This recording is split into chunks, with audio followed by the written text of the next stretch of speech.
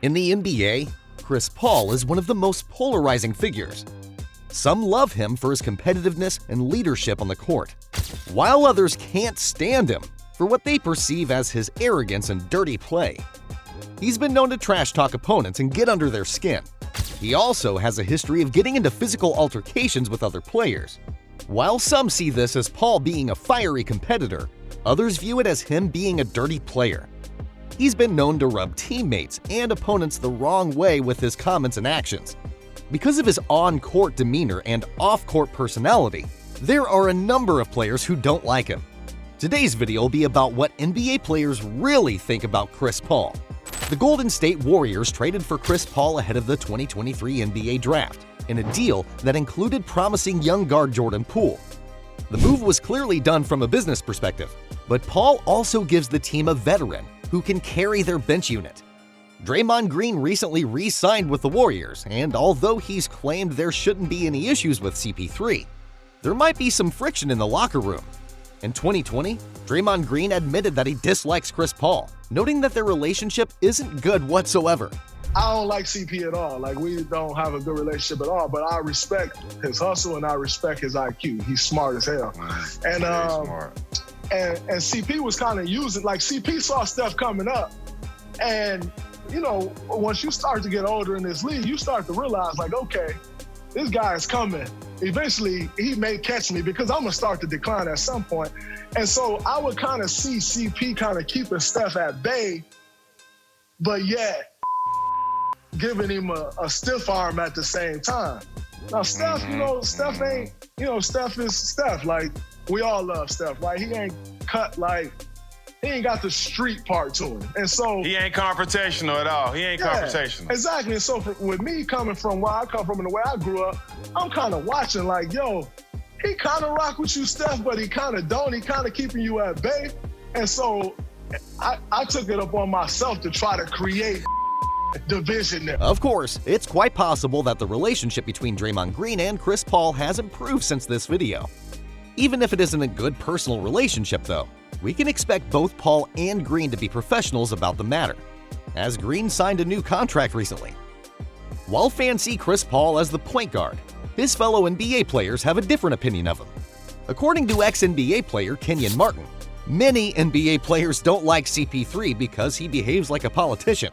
People think he's a politician. Okay. You know, people don't trust politicians. Is that really it? Yeah, he's does things within the locker room that some teammates question. Dealing with management and coaches, you know, people deem it as sneaky, things like that, you know, but you don't know what's going on behind the closed door, so it leads to speculation. So he has excellent relationships with Adam Silver, all of his coaches, front office people. That doesn't land well for players who don't think he's all in as a player. Yeah, as a teammate. They think he has an agenda, like a hidden agenda that doesn't include the rest of the 14 guys. But when he left the Clippers, Blake went into the tank, and he's had a great year. Could I not argue, listen, the bottom line is he's a smart guy. He doesn't care if he's liked by players.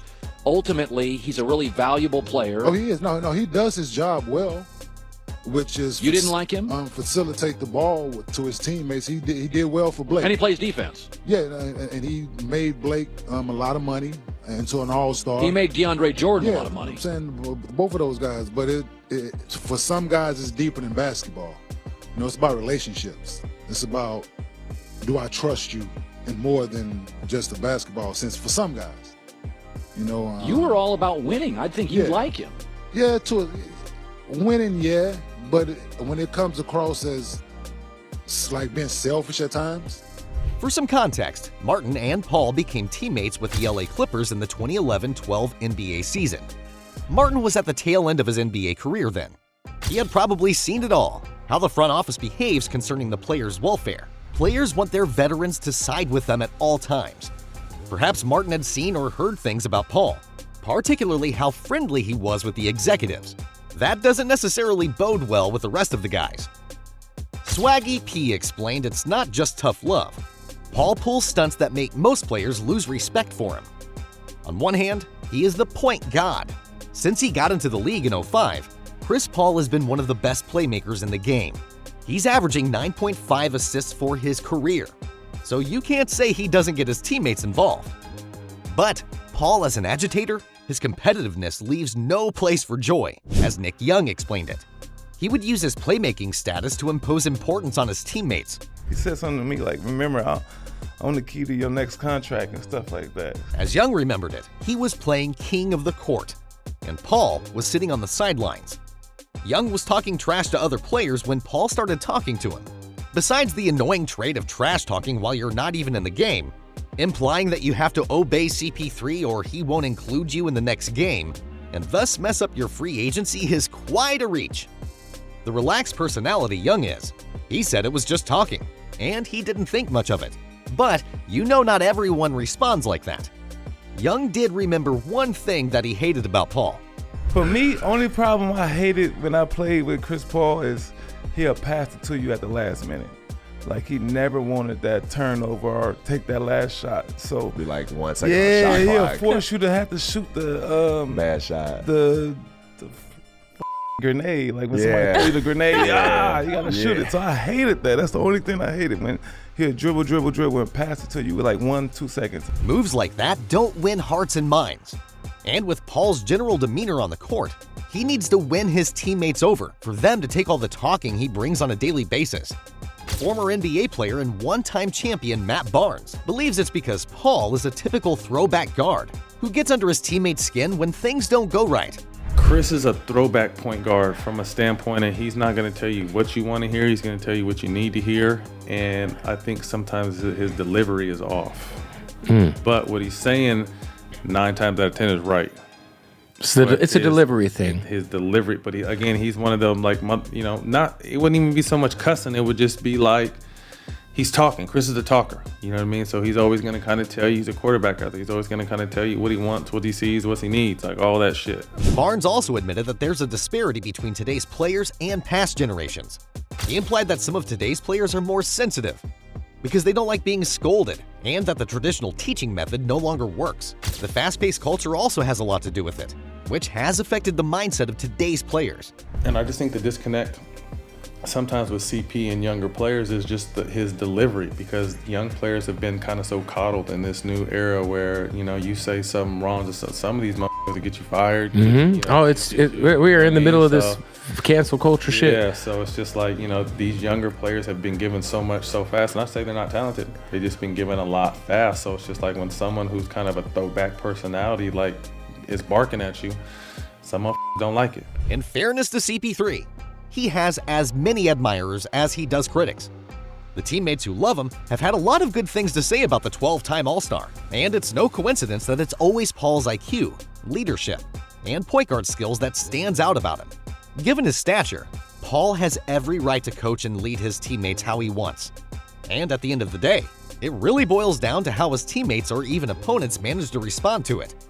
Chris Paul completely disappeared at the end of the Suns series against the Mavericks in 2022, and was part of one of the worst losses in NBA history that night, and then got absolutely destroyed by Patrick Beverley on television. Beverley appeared on Get Up and First Take and made his feelings for Paul more than clear. He can't guard. He literally can't guard. And CP can't guard nobody, man. Everybody in the NBA know that. Everybody know that. Anybody. What we call them? Cone. You know what you do with cones? Like when in the summertime, you got a cone. You make a move. What does the cone do? Stay still. Exactly. He's a cone. Beverley's best quote about Paul, however, had to do with his pregame approach before facing the point guard. Do guys in the NBA go to sleep early the night before playing the Phoenix Suns? Hell no. No. I'm going to Steak 44 over there in Phoenix. I'm going to have me a nice little wine, probably sweat it out, and but the pregame shoot around and get ready for Chris Paul. Steph Curry, I'm going to bed at 8 o'clock. Mom, don't call me. My girl, don't call me. I'm locked in right now. Chris Paul is well liked by fans in the NBA, but he is disliked by those he plays with. On the one hand, he's one of the best creators in the game. On the other hand, is a competitive man, and there is no room for celebration in this world. I'm your next boss, and remember, I'm the one that needs to be on your team. Hope you enjoyed the video, guys. What do you think about Chris Paul? I would love to hear your opinion, so please let me know what you think in the comments below. Oh, and don't forget to like the video and subscribe to our channel for more amazing NBA content. Thanks for watching.